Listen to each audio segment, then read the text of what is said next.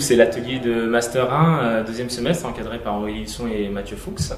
C'est un atelier de architecture, histoire et patrimoine. Cette année, ça se passait à Vézelise. C'est un atelier où on travaille sur 3 sites de la ville de Vézelise dans le cadre de justement l'action Petite Ville de demain. Et ce domaine, en fait, s'intéresse plutôt à la réhabilitation de l'ancien avec des interventions plutôt contemporaines. Et c'est ça, ce qui est le plus intéressant, je pense, c'est vraiment le travail sur l'existant. C'est pas comme dans d'autres ateliers ou même dans des années inférieures, on pouvait faire des projets totalement neufs. Que là, on se base toujours sur quelque chose qui existe déjà. Et du coup, ça fait des projets assez différents. Et on essaye de faire un peu du contemporain pour vraiment marquer notre expression architecturale par rapport à ce qui existe.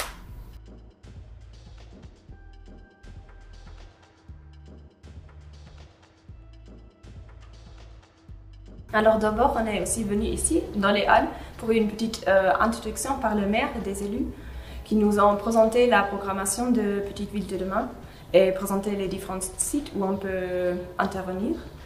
Après, on s'est partagé en groupe pour faire des analyses sur les différents sites proposés.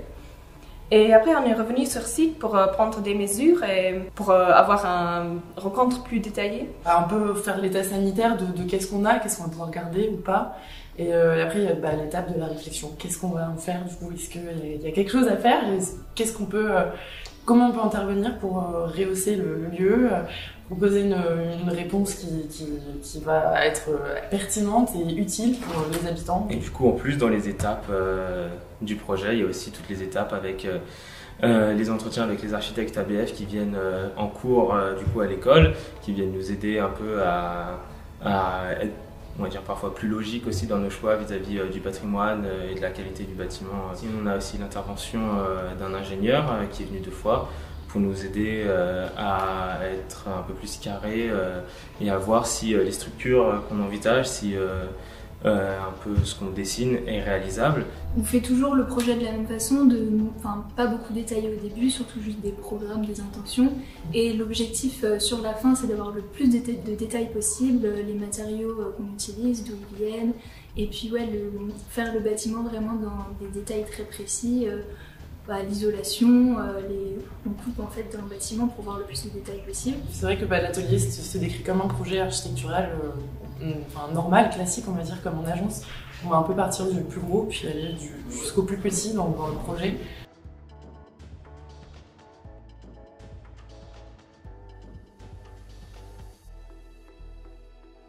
Ce qui était vraiment enrichissant du projet, c'était l'échange. L'échange avec les différents architectes qui sont venus dans notre atelier et aussi l'échange en binôme, je veux dire, parce que c'était bien, on apprend beaucoup sur le site et c'était un vrai projet aussi, c'était bien de travailler avec un réel site et avoir des réels échanges aussi avec d'autres personnes qui ne sont pas des architectes. La vraie plus-value, c'est de travailler sur quelque chose qui existe. Et ça concrétise un peu les choses, puisque c'est vrai que dans les premières années, on nous propose un peu des projets imaginaires, sans vraiment de site, avec pas trop de contraintes. Là, on est dans le réel, on l'a visité, c'est quelque chose qui existe, on a des vrais enjeux, et surtout on travaille pour des personnes, quoi. Il y a des gens qui vont écouter ce qu'on va faire, ce qu'on va proposer et qui vont surtout garder des idées en tête pour peut-être intervenir plus tard. Et là, ça donne vraiment un rôle en fait à cette intervention. Ouais, c'est ça qui est très intéressant, c'est comme c'est un projet concret, il y a vraiment aussi l'envie de répondre à une municipalité qui se pose des questions sur des sites, on ne sait pas quoi en faire en fait forcément. Et du coup, nous, on a d'un seul coup un rôle assez intéressant d'être les personnes qui peuvent envisager ou proposer des solutions qui sont parfois un peu moins réalistes que ce qu'on pourrait faire en agence. Mais du coup, c'est aussi ça qui est assez intéressant, c'est que pour nous, on peut vraiment expérimenter. Et pour une municipalité, ça leur donne une sorte de première étude de la qualité et des valeurs de leur ville. Et puis aussi d'être in situ, je pense, c'est d'être au contact des matériaux des bâtiments, vu qu'on a pu faire le relevé sur site. Et on en apprend beaucoup plus, je pense, sur comment c'est construit et comment on peut réutiliser des matériaux, faire du réemploi, des choses qu'on n'avait pas forcément dans des projets avant.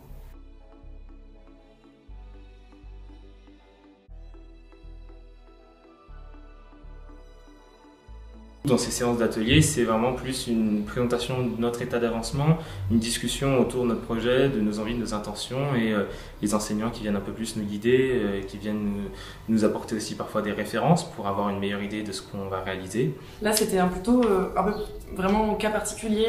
La prof voyait un peu les points positifs et les points vraiment à souligner dans les projets qu'on proposait. Elle disait, ah bah tiens, pour la semaine prochaine, ça serait bien si tu faisais une coupe ou un détail à cet endroit-là. C'est pour ça qu'on a des planches assez hétérogènes, parce qu'en fait, on a un peu pris chacun les points forts et on les a un peu imagés comme on pouvait pour vraiment, comme on l'a dit tout à l'heure, s'adapter aux interlocuteurs et faire en sorte que ce soit impactant, quoi. Et puis il y a aussi du coup toutes ces étapes où on va plus voir les travaux des autres étudiants pour voir ce qui se fait, pour voir les retours que les profs leur ont fait, et aussi écouter ce qui se dit pour avoir un autre regard et peut-être capter des informations qui nous seraient utiles mais qu'on n'aurait pas eu autrement, quoi. Après, spécificité de l'atelier patrimoine, on a des plans de l'existant et des plans de nos projets. Des fois, on peut faire des avant-après, ce qu'on n'a pas non plus quand on part de zéro. Donc ça, c'est aussi intéressant à montrer aux professeurs, dire ça, on va démolir, ici, on va reconstruire. Et voilà, visuellement, ça se montre sur des plans ou sur des 3D, peu importe. Et puis aussi, dans cet atelier particulièrement, il y a une volonté d'être frugal au niveau des matériaux. Je sais que j'ai pas mal discuté de matériaux avec certains professeurs. Et ça, je trouve ça intéressant parce qu'eux, ils ont une connaissance que nous, on n'a pas du tout. Et en projet, on apprend vite quand on dit ça, tu peux construire en bois, mais ça va pas être possible. C'est tout de suite concret. C'est vrai que c'était top dans cet atelier parce qu'on avait beaucoup de professeurs différents et qui avaient des rôles totalement différents dans le milieu de l'architecture, que ce soit des ABF, des architectes. On a une professeure qui est plutôt spécialisée dans l'emploi et là, en fait, on parle à des gens qui s'y connaissent. Et tout de suite, en fait, quand on est un peu heurté à des problèmes, ils connaissent tout de suite une solution parce qu'ils sont dedans tout le temps. Et c'est super. Au niveau culture architecturale, on grandit énormément avec eux.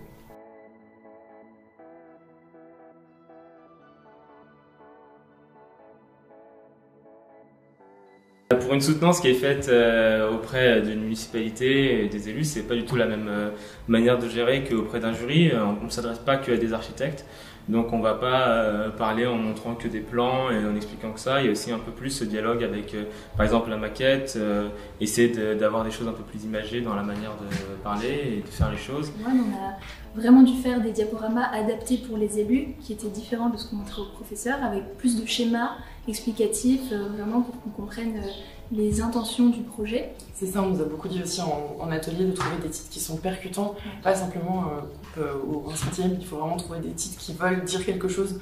On lit le titre, on sait pourquoi on a fait la coupe, pas parce qu'on nous a dit de faire une coupe, mais justement on veut montrer quelque chose sur la coupe, il faut que le titre en quelques mots, c'est un vrai travail, c'est assez compliqué quand même de trouver des titres qui veulent toujours dire quelque chose. Et ça c'est une grosse étape de réflexion aussi, trouver les mots justes pour impacter un peu l'interlocuteur.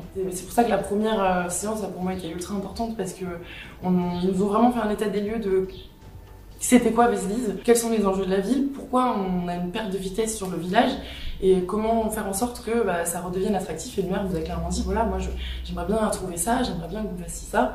Et du coup on s'adapte un peu à ce qu'on nous demande et pour moi ça passe vraiment par l'écoute, la préparation de ce rendu-là, avant tout de l'écoute. Et c'était vraiment bien de se réduire à l'essentiel et présenter d'une façon très simple que tout le monde peut comprendre. Ça, c'est aussi important pour le métier d'architecte.